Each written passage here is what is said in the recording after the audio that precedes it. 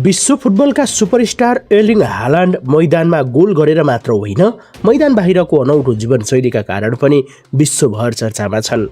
फुर्सदमा जङ्गल गएर काठ चिर्ने, गाईको मुटु खाने, काँचो दुध पिउने, यी सबै कुरा सुन्दा कुनै चलचित्रको पात्र जस्तो लाग्न सक्छ।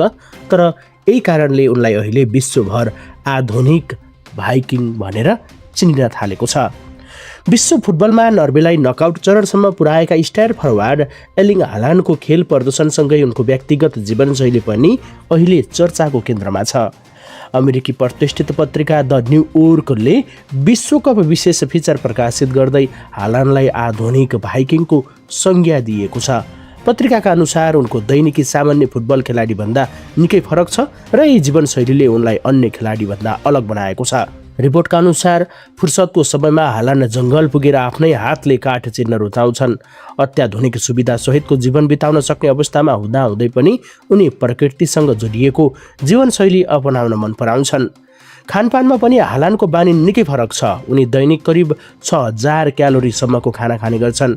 विशेष गरी गाईको मुटु अर्थात् बिफ हट उनको मन पर्ने परिकारमध्ये एक मानिन्छ।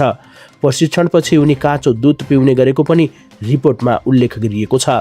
यति मात्र होइन, बिहान उठ्न साथ उनले प्रयोग गर्ने अलार्म पनि सामान्य छैन। अधिकांश मानिसले मोबाइलको साधारण रिङटोन प्रयोग गर्ने भए पनि हालान्ड भने युएफए च्याम्पियन्स लिगको आधिकारिक थिम म्युजिकलाई आफ्नो अलार्म बनाउने गर्छन्। फुटबलप्रतिको उनको समर्पणको यो अर्को उदाहरण मानिएको छ। पत्रिकाका अनुसार विश्वकै चर्चित खेलाडी बने पनि हालान्डले आफ्नो गाउँसँगको सम्बन्ध भने टुट्न दिएका छैनन्। समय मिल्ने बित्तिकै उनी आफ्नो गाउँ फर्किन्छन् र त्यही समय बिताउन रुचाउँछन्। यही कारणले उनको व्यक्तित्वमा आधुनिक खेलाडी र परम्परागत नर्वेली संस्कृतिको अनौठो मिश्रण देखिन्छ। यसैबीच जारी विश्वकपमा नर्वेली टोलीले पनि आफ्नो ऐतिहासिक भाइकिङ पहिचानलाई विशेष रूपमा प्रस्तुत गरिरहेको छ। टोलीले लामो परम्परागत भाइकिङ डुङ्गासँग आधिकारिक फोटोसुट गरेको थियो भने समर्थकले भाइकिङ गो नामक विशेष सेलिब्रेसन मार्फत टोलीलाई हौसाइरहेका छन्।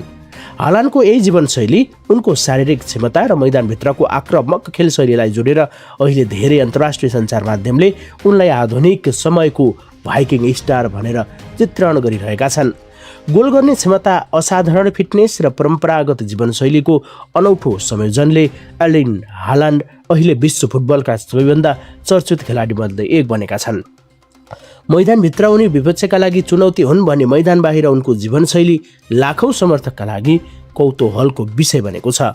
यस्ता रोचक खेल समाचार र विश्वकपका नयाँ अपडेटका लागि हामीलाई फलो, सब्स्क्राइब गर्न नबिर्सनुहोस्। धन्यवाद।